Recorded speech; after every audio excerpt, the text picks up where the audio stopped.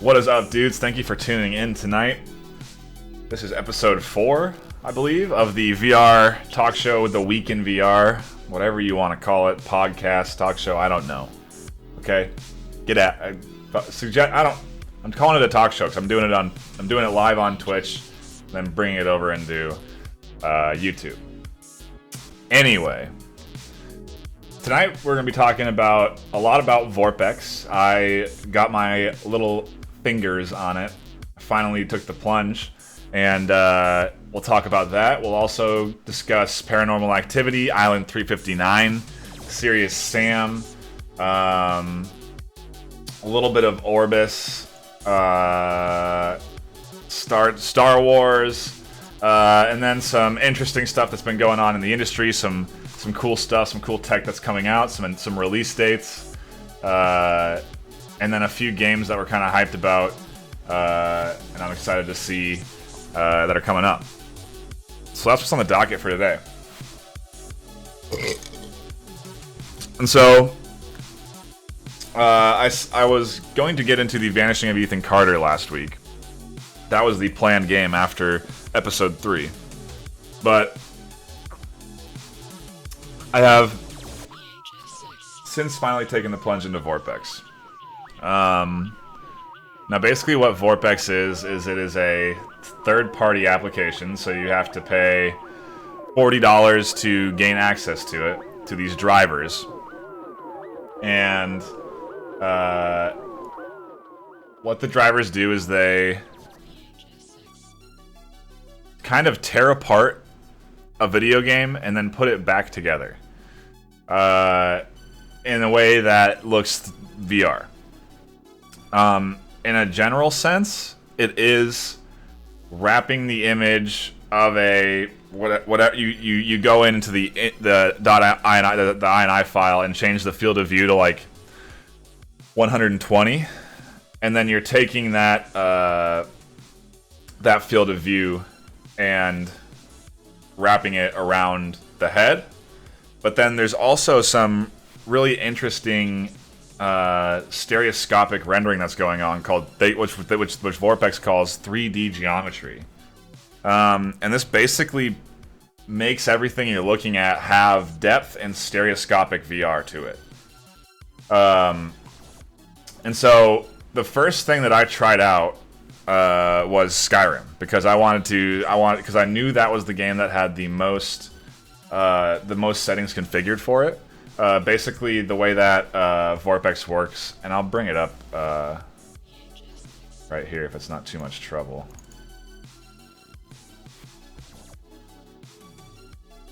The way Vorpx works is there are profiles for certain games that are created by the devs and of Vorpx, and these profiles tweak some settings, and including like screen resolution and stuff like that, in order to be the appropriate. It's very interesting. In order to be the appropriate like resolution and have the appropriate field of view, Vorpx will tweak that for you. So let's go here. So this is some gameplay, and we'll get into that in a sec, but what I want to bring up is the configure Vorpx screen. And kind of see if we can. I can't make that too much bigger. But on this screen are a couple of things. The option to switch it between Oculus Rift, generic VR headsets, and Steam VR. I have mine set for Steam VR. You can have it set to do head tracking and head tracking roll. You can enable it to do expert settings, run Vorpx control as an administrator, and to not show start page on launch. And so then what you do is you go into these local profiles, and you'll see here there's a large list of games ranging from Battlefield 4, Hardline, Bioshock 1 to Bioshock 1, 2, and Infinite, Black Mesa Source, Borderlands 2, Call of Duty, Darksiders, Dead Space. Oh man, that's one we got to try out. Deus Ex, Diablo, Dragon Age, Fear, we have to try that out. Halo, and so they have all these local profiles that will, when you start the game, will latch onto that game and automatically start to configure it. So it makes it pretty easy if the game is in this list. If the game is not in this list of configured games, you kind of have to go out of your way to cheat a little bit and find one of these profiles that will work for it. If there isn't one of these profiles that will work for it, then you have to wait for the Vorpx devs to release something that works. Now, the important thing to note is that not all these games support stereoscopic 3D. There is a specific list of games that support stereoscopic 3D. In addition, you have Game Settings Optimizer, and then this is more of the field of view and screen resolution, as well as other tweaks that it will make. And so again, if the game isn't in this profile list, it's pretty hard to get. You're going to have to take a little knowledge in order to hone it in. It's going to take a little Vorpx knowledge of how all the settings and configurations work to hone it in. And so I've had this for a week, and I have a pretty decent grasp on the sliders and what they do, what they can change, how you can adjust heights, and it's really not terribly advanced, it's not too complex to grasp, but it works real well. And so you have these local profiles, and it has all these different. You can actually go out and download profiles. So if some guy makes a profile, and he says in the Vorpx thread, "Hey, I got this game working with this profile. Here's the file."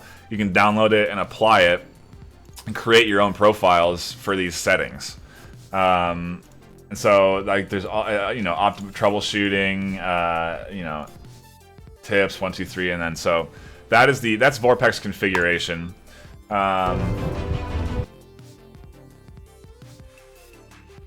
When you get into it, it's really seated VR. You end up aiming with your head, which I didn't have much of a problem with, and menus are interesting.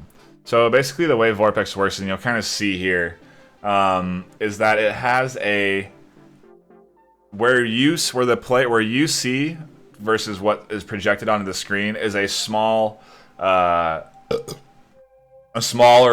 field of view window. It's like right within here. I guess I can't really highlight, but right about within this area is my field of view, right? Everything else is what you guys see. Yeah, so right here is my field of view. So the way that menus work is that when you go into a menu, for the most part, they're not designed to. They don't wrap around or are readable initially. What you have to do is click middle mouse button, and and you see me do it when I access these menus. It'll pop out the menu and make it larger, but what it's doing for me is actually pushing the game off of my face and then displaying it as a sort of curved 3D TV. You can actually play it like this if you want to, aiming with your head and stuff, but it's much better to obviously be in the with the game wrapped around your head. But it definitely, like, popping in and out of that perspective, it's a good example. You can't see it versus what I see, but it's a good example of how how Vorpx sort of wraps the game around you. But again, this is stereoscopic VR. Like, they have managed to figure out how to grab the assets from these games and make it wrap into VR. And so Skyrim works excellent for head aiming, because when you're aiming with your head, you're just swinging weapons and swords, right? I'm not really shooting a gun or aiming down sights. It's much more hands out, swing a sword in front. So where I'm looking is generally where I want to swing a sword anyway, or where I want to cast a spell. So it's really not that hard to do with Skyrim. Another thing too, if the game doesn't support it, you want to have what they call direct VR. What this will do is lock the vertical mouse button, lock the vertical mouse movement of your mouse. So you can only look left and right with your mouse, but you can look up and down with your headset. Basically, what it's doing with Vorpx is it's hijacking your mouse with your headset and applying your headset movements as the mouse movements. But obviously, if I want to turn all the way around, I have to have some other means of turning, and so the mouse is what you use to do that. you could, in theory, use your joystick or you could use a controller to play, and that probably would be easier for more complex games. But really, Skyrim works perfectly because the tab menu opens up that menu that you can go and access, and it makes it really easy to get into the into these UIs and pop a health potion or swap out to a new sword, or equip a new staff. But you can see here, it's you know, it's very much just me kind of looking at. You don't even really have to be spot on to where you're looking at to get it. But so anyway, back to the verticality. A really clever YouTuber and a dude who's been doing guides on Vorpx basically went and figured out that if he wanted to not have the verticality in a mouse, to go out and buy a ball mouse and disable the vertical trigger in the ball mouse. And so I actually went and grabbed an old ball mouse from my work, and I plan on prying it open and doing this. You only have to do this with a mouse if you don't have DirectVR for the game supported. Some games don't support DirectVR. Games like Outlast, for example, don't have DirectVR. And the problem with this is if I were to move my mouse up and shift my frame of perspective upwards so the game thinks my character is looking up, and then I take my head and look down without moving the mouse, I get a warped perspective of what I see in front of me. And that's just because the game is wrapping. You're catching the end of the field of view that's getting pulled and stretched around you, and so it doesn't look right. It looks oddly warped. It still has the stereoscopic 3D to it, but it looks kind of strange. Additionally, hands are sort of funky in this with this mod because games aren't programmed. The hands are mostly programmed as like almost overlays to the content that's happening in front of you. So when you get really close to stuff, sometimes your hands either look large or look like they're overlaid on top of what you're seeing instead of having the depth along with the object. It's really kind of trippy, but it hardly really plays an effect on me when I'm playing games. And so Skyrim is fucking epic in VR, dudes. It's excellent, and what I actually have installed is the Enderall mod, so I'm not even playing Skyrim. I'm actually playing a total conversion mod called Enderall, and you can actually see there we got Enderallian coins. And so this isn't even Skyrim, but it's using all the assets and that and whatnot to create a whole new like 60+ hour story. And so I basically have like a fresh Skyrim campaign to sink my teeth into, and it's awesome, man. The cities are incredible, the landscapes are designed excellent.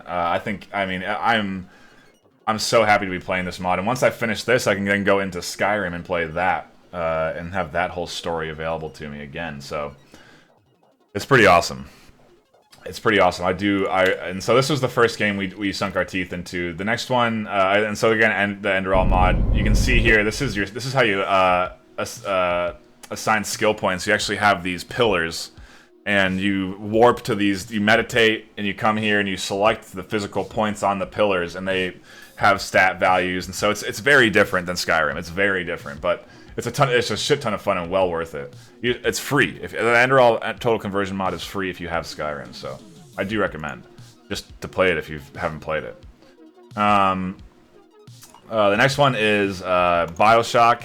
Yes, it runs excellent in VR.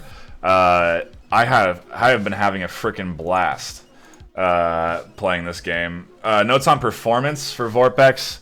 I've had to dim down. I had to crank the settings on the Enderall mod to low.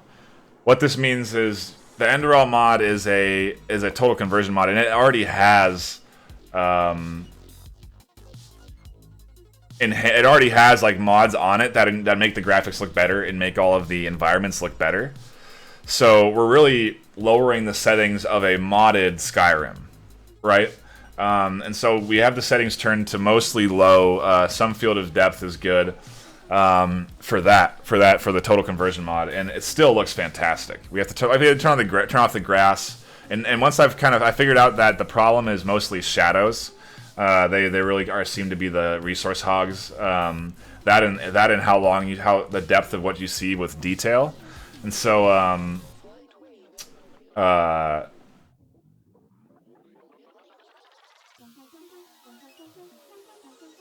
For that, we had to lower the settings. But once we had it, it was running way smoother than in combat, and everything was feeling excellent, good and smooth and fun. Bioshock, I didn't even have to touch the settings. I don't even know what settings I'm on. I might be on high, frankly, and it runs perfectly smooth. No problems at all. I honestly don't even think Enderal is terribly optimized, and my buddy was saying that he was having it crashed. He was having it crash when he was just playing it 2D, so there might be something to it in terms of just maybe, you know, but yeah, Bioshock was running excellent on the high graphics settings, and it looks so good. The 2D screen doesn't really do it justice. I think it looks sharp. It looks, you know what? It actually probably looks about as sharp as this, maybe a little sharper. I think it looks sharper than this, a little sharper than this, but. This is about the resolution, but a little sharper, of what I see in VR, with full-scale VR. It's fantastic. It looks and plays excellent. Aiming with the head here is not a problem. Reading this stuff looks actually pretty clear, much clearer than it does here in VR. And I'm having an absolute blast. I haven't played this game in like 8 years. I haven't played it since I first played it my first time. So I have like I feel like I'm just getting back into Bioshock, and I'm super thrilled to be playing it. And dude, it's scary as fuck. The scenes that are like scary in Bioshock are horrifying in VR. This stuff is pretty scary. Like seeing the splicers and stuff, it's nasty. You're like, oh my god, like they're all torn up and they have hooks for hands, and they're singing about like Jesus love. Like it's fucking creepy, man. That stuff is freaky. That is freaky. Like I'm jumping back from it, but it's awesome. And so the next game up after Bioshock on the stream is going to be Alien Isolation, and I am fucking stoked about that, man. That is going to be so much freaking fun. I've heard it runs just as good as Bioshock does with Vorpx. It has the full 3D geometry to it, and so we're going to be playing that. I've also heard rumor that you might be able to get Prey to work with if you apply another profile to it, a different game's profile to it. And here's a little bug, actually, where we clip into a wall. This is what you get when you play VR. You really are messing around with the perspectives and whatnot, and where you're positioned in the game world versus what you're seeing. It's nuts how much Vorpx is modifying and tearing things apart. You can see me trying to work my way out of here. Eventually, I do get out. I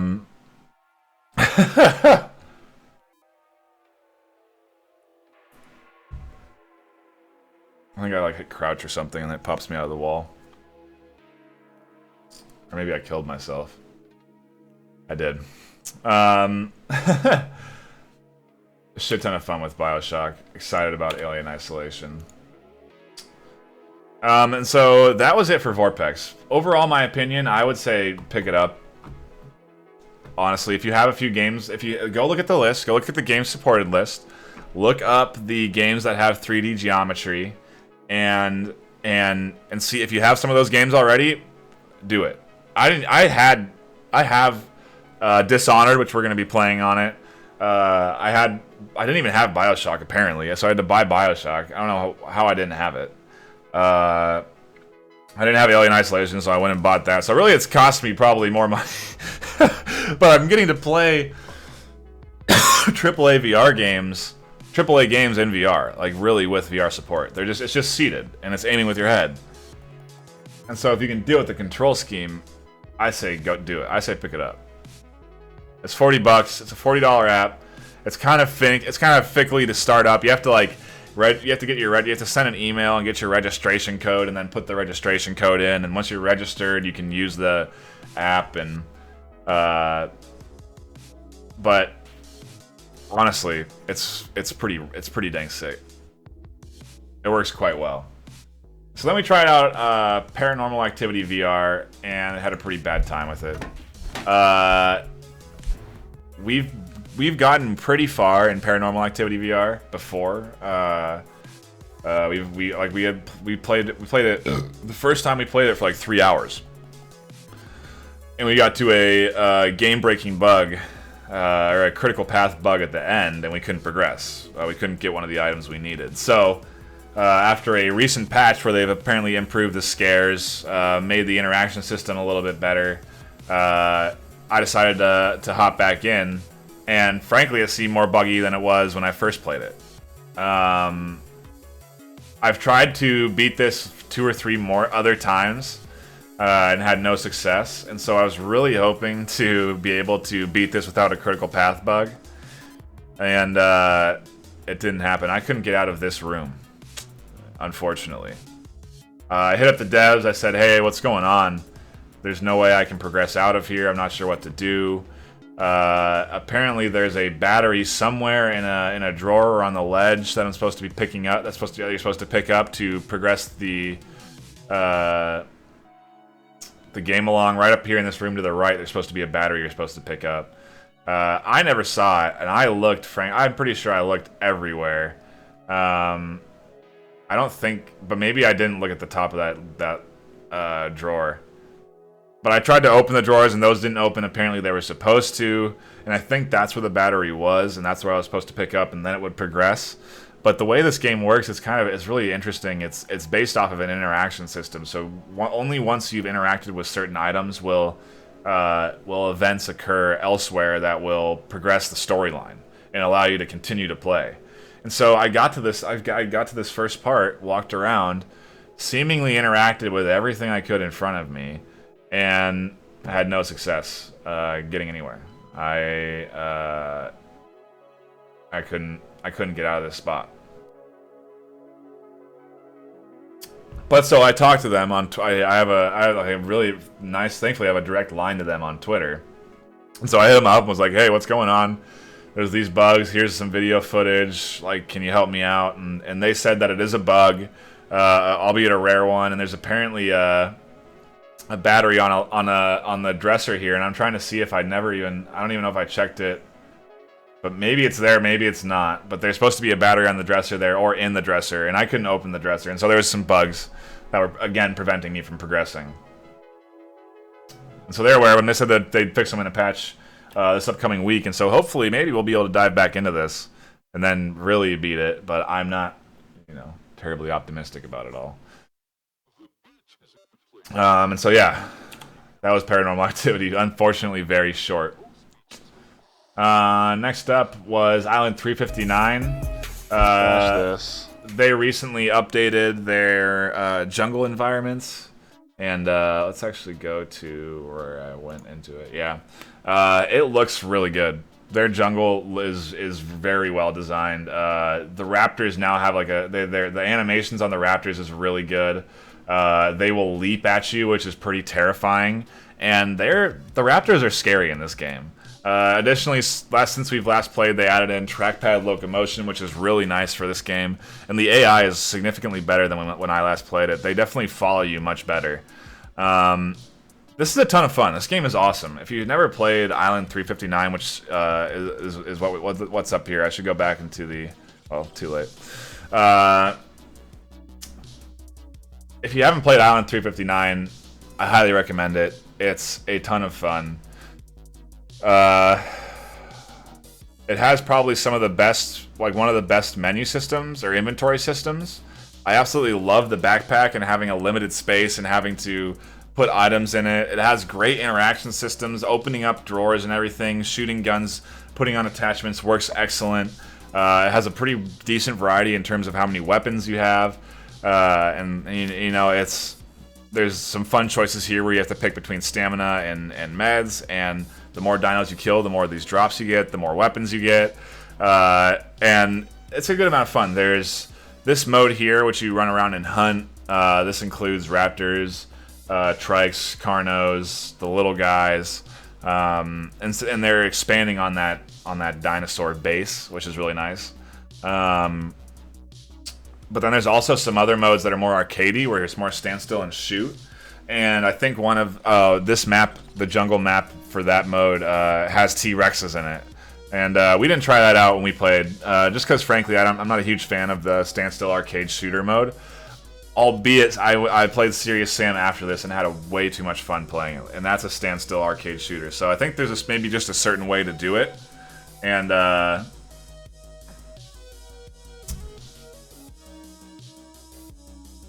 I don't know. I like this game a lot. It's a ton of fun. And I do recommend if you haven't played it before. And so that's Island 359. Then we have... What we got here? Oh, sorry. Serious Sam. I haven't played this game since it got its first update. So I haven't played since this this map here, where they've added in a sword and a shield. And frankly, this game is pretty damn awesome right now. This is Serious Sam Last Encounter. This is their their standstill wave shooter game that they first came out with before they started doing any of their conversions of their original games into VR. And honestly, for a standstill wave shooter, it's a shit ton of fun. They've got something here where it's just like the mass amounts of enemies and the like just the dumping rounds. Last Hope, sorry, thank you, Root. Last Hope, not Last Encounter. I can't. There's Last Encounter first. There's Last Hope, First Encounter, and Second Encounter. Thank you. This is Last Hope, and it's really fun, man. The waves and the amount of waves they dump on you is hectic. The different levels are really insane. They have also like. This map is really cool because there's guys coming in from literally all sorts of directions, from down below you, above you, and you have these swords where you can project out like I don't know what you'd call them. You see where you can shoot waves out of your swords. I had an absolute blast with this game, and I only played. So this is the first update they've done. This was the first update they did to the game. With this map, with the sword and the included shield. And you can see here I don't really use the shield a lot, but speaking of the devil, there I go. The shield's pretty interesting. It's a nice new addition. It spices it up a little bit. And it's just, they have the mass amount of enemies just nailed. They know it's all tuned so effectively. And so then they also have some really sick maps. This is one of their newer ones, and let me see if this is it. You're basically on a floating island, floating through a world, fighting a dragon that's flying around you, and it's a ton of fun, man. It's like I actually really like this on rails sort of wave shooter where you are moving, you're not just in one position. I kind of like this, and so there's one game that we might talk about. I actually think I might have taken it off the list, called Archangel. Which is supposed to be, again, an on-rails wave shooter, but you're in a mech, and you're doing shooting. And so if they can do anything, if they can make it as much fun as Serious Sam, I'm fine if you progress my character and move him along without me doing so. And if you can do it, if you can do the combat right, and you can do a good enough story. This game has, like, no story to it, at least as far as I'm concerned. I know there is, but I don't really pay attention to it. But the waves, man, and this, I mean... The animation, it's all animated so well, and if you haven't, I'm hesitant to recommend it just because there's only 4 maps. But honestly, I think you could probably, if you played it on hard and you really tried to beat it on hard, I think you could probably get like a solid 2 or 3 hours out of the game. That might not be good enough for you because I think it is $30 or $40. But if you get, I don't know. The other Serious Sam games are pretty fun too, and those are like 10-hour plus experiences that I do recommend. So pick your poison. I had a good time with it, and I just played this map. I didn't even get to the newest one that they've added, which includes some archery, and that isn't my fault in particular. There's some bugs with this game mode or with this level, and at least there was when I was playing it. And I couldn't quite progress, but they've added a bow and arrow, and apparently the whole new map that I didn't get to play is centered around the bow and arrow, which apparently is pretty fun. But again, I didn't get to play it because we encountered some bugs that kept pushing us out of it. But I do recommend. This was a good time. Last Hope's fun. They've nailed. It's a wave shooter that's a good time. highly recommend for arcades. And then a little homage to May the 4th. We played Star Wars, and this is on the PSVR. It is exclusive to the PSVR. This is the Battlefront mission. It's awesome. It's so good. It's so good, man. Battlefront, if you want to talk about immersion, and you want to talk some of the best fucking sound effects in any game, and some of the just the best of graphics, a fantastic engine, Battlefront is it, man. They have just the sounds and everything they have nailed from Star Wars. It is spot on. Everything is perfect. The voice acting is great. The character development's excellent. Like, it's all there. They just didn't really do they just didn't do a story when they released Battlefront. Battlefront 2, I think, is going to be sick as shit. I think that game's going to be tight. And I think you're going to have to buy it if you're going to want to play whatever VR missions they're going to come out with it. Because I think they're going to come out with some X-Wing VR missions. They definitely tease it when you beat this mission. They're like, well, we're off to our next mission, you know, as if to say that you're going to be playing as this group later on. It's fantastic. It's epic. To be inside the X-Wing is incredible. You can push all the buttons. They don't all do stuff, but you can push all the buttons. You can look around the cockpit. You can turn around behind you and see your R2 unit in the cockpit with you. I mean, if you want to talk about having an absolute incredible time and being immersed in the VR world, dude, I cannot fucking wait for them to come out with more missions for this, because this is on the PS4, okay? They're the PS4 Pro, and it looks good. So if you can come out with something that works with the Vive and Oculus and runs on PC hardware, honestly, you can't. If you're optimized for the Pro, it's pretty hard to get better than it, because Resident Evil 7 on the Pro looked damn good. It looked like 1.5 or like 1.4 super sampling on a PC, but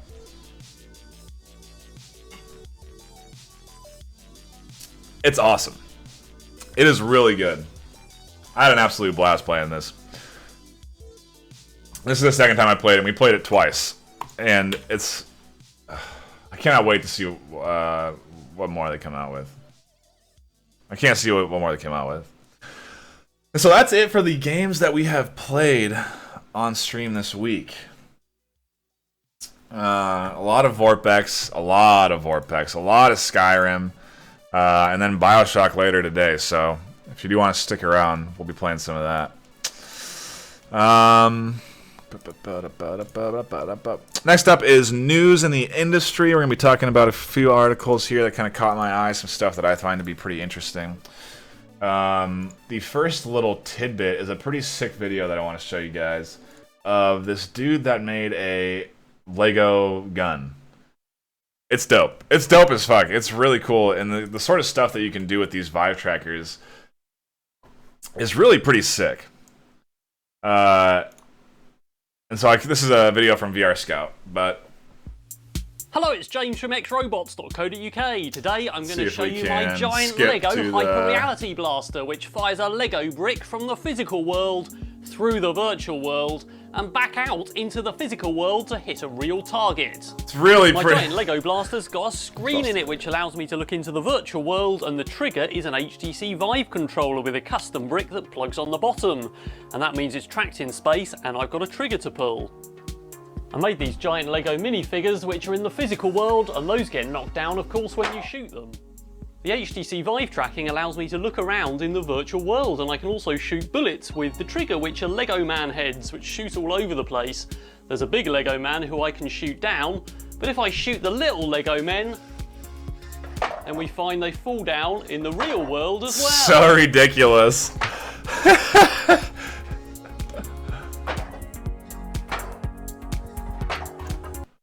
So he's obviously got like some vibrate, like this is a little pad that vibrates. I'm assuming once he hits the Legos and they fall over from the vibration. That's ridiculous, man. The possibilities behind this are freaking. I see this, and I just see possibilities, man. You know what I mean? I just see like, okay, so if you want to, I could have a cameraman, and he could see into my VR world. And shoot mixed reality footage of me while being able to see what I see.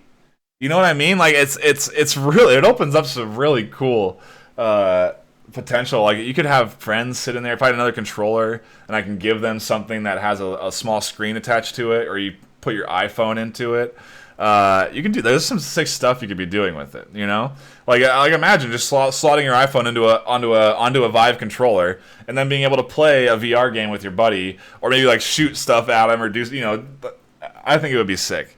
And so I think there's some serious potential behind it all. And if you have it, maybe you could even do this with a Vive tracker. You know, that'd be the next level, to make a Lego trigger and handle that connects to a Vive tracker.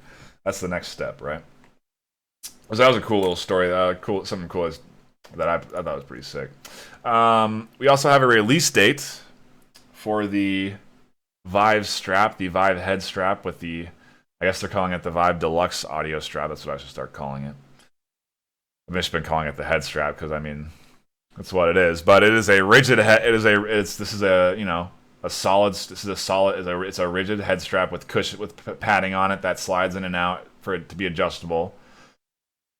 Has over-the-ear headphones built into it. I think you can take those off. So if you have headphones that you'd rather wear with this, you can do that. I think you can take them off, and I'm not 100% on that. And it's costing $100. The release date is 6/5/2017. So that is just about a month, 29 days from now. I personally am going to be pre-ordering one. I'm pretty stoked about this. I think it's going to help a lot with comfort. It's going to help a lot. I mean, I wear this thing a lot for a long time when I play it. You know, we play for 4 or 5 hours at 3 to 5 hours at a time, and we get some pretty bad rings on the eyes. So if I can get that pressure off the face, I'm down. You know, I'll spend $100 for it. Oculus is not going to attend E3. I think the reason being is that they have their own show. They do their own convention. They announced games at GDC. You know, they kind of laid out all their titles on the ground. You know, we know what's coming out from Oculus. We just don't know when. The only thing is that you're not going to see any new hardware out of them at E3, basically. But you know, it's not a big concern. Some people obviously aren't worried about it. But let's talk E3 while we're on the subject. Hype as fuck. That's coming up in like a week.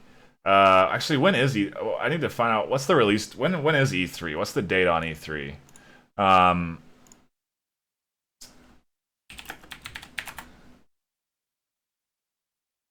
June 13th to the 15th. So that is really soon. That's next month. There's some hype stuff for E3, man. We're talking Fallout 4 VR, and I'm hoping we see game. I really think we're gonna see gameplay footage. I think we'll also probably get a release date, and I'm hoping that it's a month out. That's me being optimistic. I don't think it's gonna drop at E3. That's ultimate optimism. I'm me being optimistic is a month out. Realistically, you would think like holiday time, September, October, December, you know. But either way, Fallout 4 VR, that's at E3. And then you have PlayStation and Sony, and I think they're probably, I don't know. There's some hype spec around what Sony's going to be bringing to the table. They could be announcing maybe some new tech for the PlayStation VR. Obviously, you'd hope for some game announcements for PSVR. It's exciting, man. I'm really excited to see what comes out from these bigger studios for in the direction of VR, because you know that it'll be sprinkled in from all the big studios. They'll have, you know, Bethesda will definitely be doing something. You'll see Sony will have something, and if they don't, I'll be pissed. You know what I mean? Because VR is definitely starting to break out, and it's getting into the hands of these bigger companies. And so this is kind of the first E3 where it actually might be sort of predominant. You know, it's pretty exciting. So Oculus is not going to E3. Then we have a stealth game called Thurrows. And frankly, I think their first 11-minute clip highlights pretty dang well, you know, what the game's all about. So you can see here, yeah, you have some melee combat, you have sneaking, you have climbing. This is a VR stealth game. You have melee from behind. Welcome to the world of Thurrows. It looks like a very early game, you know what I mean? You're still talking concept art here, and overall, though, it seems like it has an interesting sort of combat system here with this glove, and it has a threat detection, so that's how much like noise you're making, and if people can detect you. It has this you know, jogging, walking motion. I'm sure they have other options as well. But it's interesting, you know. It's a stealth game, and I'm pretty excited to dive into a stealth game in VR. This one definitely looks like it has some pretty interesting mechanics that cater to sneaking around and getting behind people. But it does look early, you know. To me, it still looks pretty early. This is the Thurrows, and obviously pre-alpha footage, but I'm pretty interested in this one. I'm pretty excited to see what comes out of this, because I would love, you know, minus stealthing around a house, I would love to, like, look at this. You can toss something and distract them. It's pretty cool. It's pretty cool. It definitely seems to have some early stealth mechanics there, you know.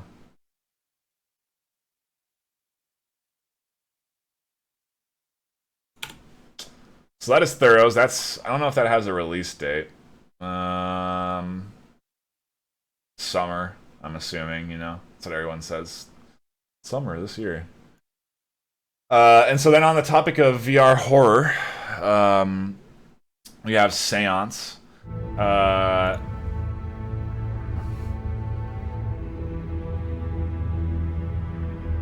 This house has become a grave, and the unquiet dead reach for us from the depths. I want you to hear them. That's literally all it has, right? There's a free preview. We should probably go check it out at some point. But this is kind of along the lines of a lot of what we've been experiencing for VR horror with like the walking simulators, with sort of games like Paranormal Activity. Although I'd say that has more gameplay than a lot of the other walking simulators. I guess more games like the Bellows, or a couple of those other the Affected the Manor games that I've always said are kind of like basically haunted houses. This seems to be a pretty interesting take on it. It seems like it's just going to be an interactive ghost story experience, and I think that could be freaking terrifying. If you're just sitting there and you don't have a lot of say in what's happening, and it has good voice acting, good, you know, maybe better than normal animations because they don't have to do much for your character. It could be pretty cool. So I think we might have to check out that demo and see what that's all about. Upload VR also did an article on Sorrento VR, and they've released a trailer. We'll play that. This game's been out for a little bit in early access, but they've really been updating it pretty frequently. And I think they're really trying to actually get a story into the game, and have it, you know, that's something they're adding in, though. They're adding in the story. But this is a ninja combat, fast action, like sort of, I guess I'd say raw data style to it. You know, it has that dash locomotion, but it also additionally has some pretty unique mechanics in terms of being able to jump, slow down time like this, so you can do the bullet time. You have sword combat and gun combat, and yeah, I think you can do wall running too. It looks like a pretty good time, honestly, and I've been tempted to pick it up and play it. I think it's $25 on the Steam store right now. But yeah, I've been pretty tempted to pick this one up. I don't think it has. I'm not quite sure if it has enough yet there. I think there's probably 2 or 3 levels, something like that, and they're going to be adding more. And like I said, it doesn't have the full story cooked into it yet, but they're going to. But that's their first. That's their first trailer that I've seen for it. And then the last game that I'm pretty dang hyped about that I didn't even know it had to be on my radar is Seeking Dawn.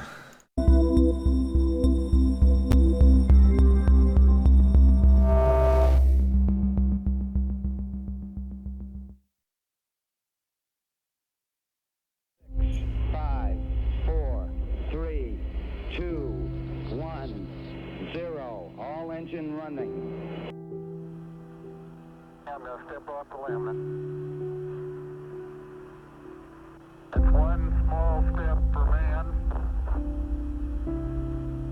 one giant leap for mankind.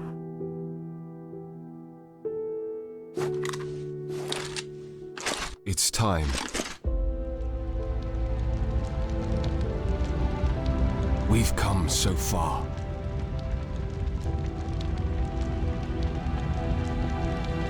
We've compromised so much.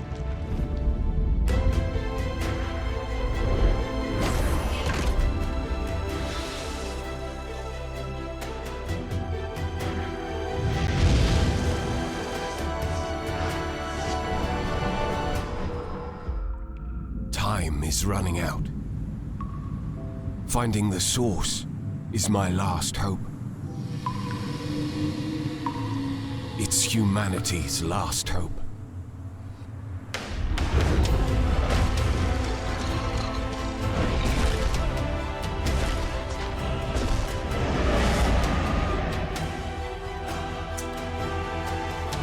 Personally, I'm pretty damn stoked on this game, man. I think it looks pretty damn good.